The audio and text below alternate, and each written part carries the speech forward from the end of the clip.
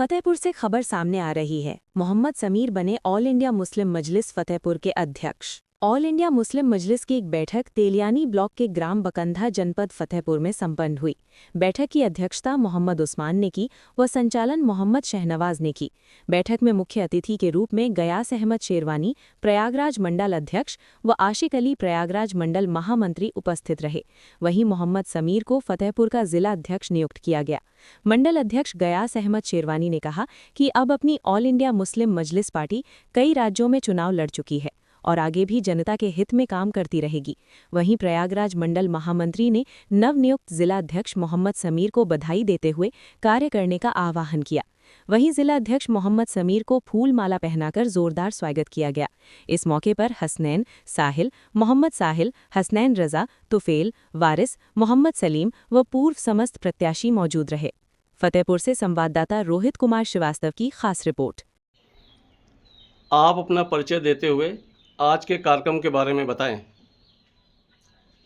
मैं गयास अहमद शेरवानी प्रयागराज मंडल का अध्यक्ष हूँ और आज मैंने एक मीटिंग तेलियानी ब्लॉक के बकंदा गांव में रखी। इस मीटिंग में मोहम्मद समीर साहब को ज़िला का अध्यक्ष मनोनीत किया गया है और इनको अधिकार दिया गया है कि 1 महीने के अंदर अपनी एडहॉक कमेटी बना करके हमको सूचित करें। ऑल इंडिया मुस्लिम मजलिस किन किन मुद्दों को लेकर काम कर रही है? ऑल इंडिया मुस्लिम मजलिस 3 जून 1968 से जब फरीदी साहब ने इसकी बुनियाद रखी तब से आज तक मुसलमानों के अंदर एक खौफ था, एक डर था, तो वो डर मिटाने के लिए मजलिस का पहले तो नाम मुस्लिम मजलिस रखा।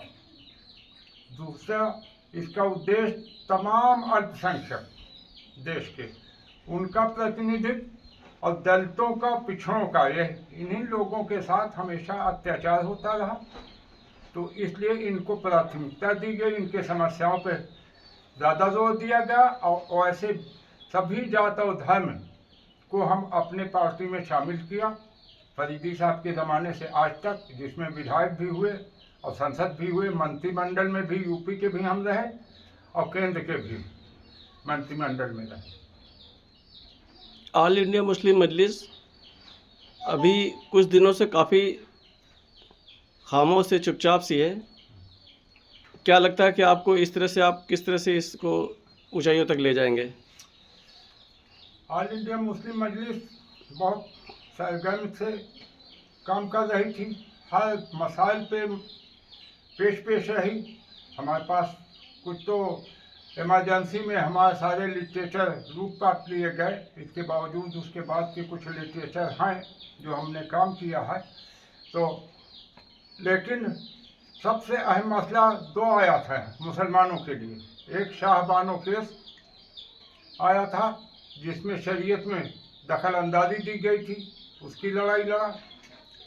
दूसरे, अलीगढ़ मुस्लिम यूनिवर्सिटी की लड़ाई लड़ा। और तीसरा सबसे बड़ा मसला आया हमारी मस्जिद और कब्रस्तानों के उस पर, तो सिंबल के तौर पे बाबरी मस्जिद अयोध्या में जो थी उसको बचाने के लिए मजलिस ने ऑल इंडिया पैमाने पे बहुत काम किया और यहाँ तक कि इसके लिए और पार्टियों और समाज के लोग पार्टियों से ऊपर उठ करके वोट क्लब दिल्ली में 10 लाख आदमियों का मजमा ले गए, मेमोरेंडम दिया गया वहाँ। लेकिन जब 6 दिसंबर 1992 को बाबरी मस्जिद को तोड़ दिया गया और उस जगह मंदिर बनाने की हो गई, प्रस्ताव पास कर दिया, गवर्नमेंट ने बदमाशी की, तो हमारे लीडर उस वक्त के थे कमर काज़मी साहब। उन्होंने कहा अब हम राजनीति में हिस्सा नहीं लेंगे, हम अपने कौम को क्या मुंह दिखाएंगे कि हम एक मस्जिद नहीं बचा सके, पूरे देश में कितनी मस्जिदें और कब्रिस्तान हैं। तो हमारी पार्टी ने इलेक्शन में हिस्सा लेना छोड़ दिया, जिसका नतीजा ये कुछ लोग कुर्सी के लालच में या राजनीति में अपना वर्चस्व दिखाने के लिए दूसरी पार्टियों में शामिल हो गए। ले तो हमारी पार्टी बिल्कुल वो रही। 2008 से हमारी पार्टी फिर से वो भाई पार्टी के पदाधिकारी सब भाग गए, नाम चार के लिए पार्टी रही ऑफिस तक, तो फिर दौड़ धूप की गई। तो आज हमारी उत्तर प्रदेश में 45 जिलों में हमारी पार्टी काम कर रही है, और इसके अलावा उत्तराखंड में हमारी पार्टी काम कर रही है। इलेक्शन में चाहे 4 सीट लड़ा चाहे 25 सीट लड़ाते हैं। और कश्मीर में भी हम अपना वो खोल दिया, कश्मीर में भी लड़ा रहे हैं। अभी बिहार में 2 सीटों पे हमने लड़ाया था, हालांकि कोई अच्छा रिस्पांस नहीं मिला, लेकिन अपनी उपस्थिति हमने दर्ज कराई है। ठीक जी, क्या नाम है आपका और आज के कार्यक्रम के बारे में बताएं। मेरा नाम मोहम्मद आसिक अली है, प्रयागराज मंडल महामंत्री। इस समय समीर को जिला अध्यक्ष बनाया गया और इनको जिले की जिम्मेदारी दी गई पार्टी के हित पर कि ये काम करें।